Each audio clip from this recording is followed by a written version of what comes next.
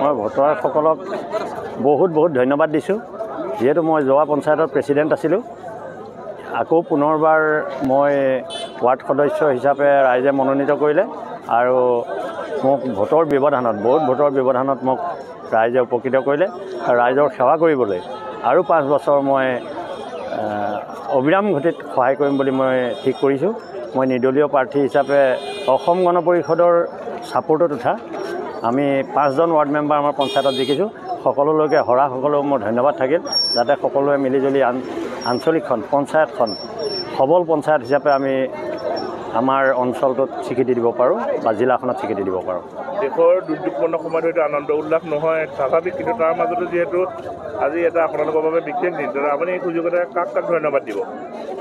নহয়, আমাৰ বিশেষকৈ মোৰ গাঁৱৰ মানে দলকটো দিমেই, লগতে আমাৰ গাঁৱৰ আমাৰ সদস্য যিসকল আছে আৰু ৰাইজ আছে ৰাইজক মই ধন্যবাদ দিম আৰু লগতে আমাৰ যি দেশৰ যি অৱস্থা তালৈ আমি ইয়াৰ পৰাই লাখ প্ৰণিপাত জনাইছোঁ যাতে আৰু তেনেকুৱা ঘটনা নহয়, পাকিস্তান যাতে আৰু আগবাঢ়ি আহিব নোৱাৰে তাৰ মই কামনা কৰিছোঁ আৰু যিসকল মৃত্যু হ'ল তেখেতসকলৰ শোকসন্তপ্ত পৰিয়ালবৰ্গলৈ মই সমবেদনা জ্ঞাপন কৰিছোঁ। মই উত্তৰ গুজনীয়া গাঁও পঞ্চায়তৰ 43 নং উত্তৰ গুজনীয়া গাঁও পঞ্চায়তৰ 10 নং ৱাৰ্ডৰ সদস্য হিচাপে মই প্ৰাৰ্থিত্ব দিছিলোঁ আৰু তাৰ পৰাই মই জয়ী হৈছোঁ 10 নং ৱাৰ্ড থাকে। তেনেকুৱা আক্ষেপ নাই। ৰাইজৰ সেৱা কৰিবলৈ ওলাইছোঁ, ৱাৰ্ড সদস্যই হওক বা অন্য কিবাই হওক ৰাইজৰ সেৱা কৰিম বুলি মই মনতে দৃঢ় প্ৰতিজ্ঞা লৈছোঁ।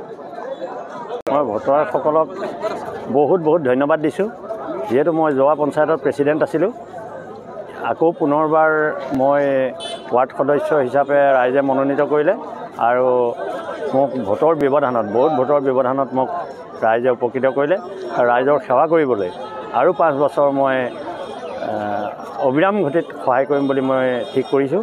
মই নিৰ্দলীয় প্ৰাৰ্থী হিচাপে অসম গণ পৰিষদৰ ছাপোৰ্টত উঠা আমি 5জন ৱাৰ্ড মেম্বাৰ আমাৰ পঞ্চায়তত জিকিছোঁ।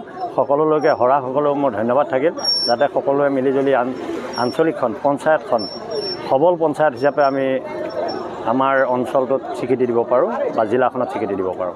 দেশৰ দুৰ্যোগপূৰ্ণ সময়ত হয়তো আনন্দ উল্লাস নহয় স্বাভাৱিক, কিন্তু তাৰ মাজতো যিহেতু আজি এটা আপোনালোকৰ বাবে বিশেষ দিন, তেতিয়া আপুনি এই সুযোগতে কাক ধন্যবাদ দিব? নহয়, আমাৰ বিশেষকৈ মোৰ গাঁৱৰ মানে দলকটো দিমেই, লগতে আমাৰ গাঁৱৰ আমাৰ সদস্য যিসকল আছে আৰু ৰাইজ আছে ৰাইজক মই ধন্যবাদ দিম আৰু লগতে আমাৰ যি দেশৰ যি অৱস্থা তালৈ আমি ইয়াৰ পৰাই লাখ প্ৰণিপাত জনাইছোঁ যাতে আৰু তেনেকুৱা ঘটনা নহয়, পাকিস্তান যাতে আৰু আগবাঢ়ি আহিব নোৱাৰে তাৰ মই কামনা কৰিছোঁ আৰু যিসকল মৃত্যু হ'ল তেখেতসকলৰ শোকসন্তপ্ত পৰিয়ালবৰ্গলৈ মই সমবেদনা জ্ঞাপন কৰিছোঁ। মই উত্তৰ গুজনীয়া গাঁও পঞ্চায়তৰ 43 নং উত্তৰ গুজনীয়া গাঁও পঞ্চায়তৰ 10 নং ৱাৰ্ডৰ সদস্য হিচাপে মই প্ৰাৰ্থিত্ব দিছিলোঁ আৰু তাৰ পৰাই মই জয়ী হৈছোঁ 10 নং ৱাৰ্ড থাকে। তেনেকুৱা আক্ষেপ নাই। ৰাইজৰ সেৱা কৰিবলৈ ওলাইছোঁ, ৱাৰ্ড সদস্যই হওক বা অন্য কিবাই হওক ৰাইজৰ সেৱা কৰিম বুলি মই মনতে দৃঢ় প্ৰতিজ্ঞা লৈছোঁ।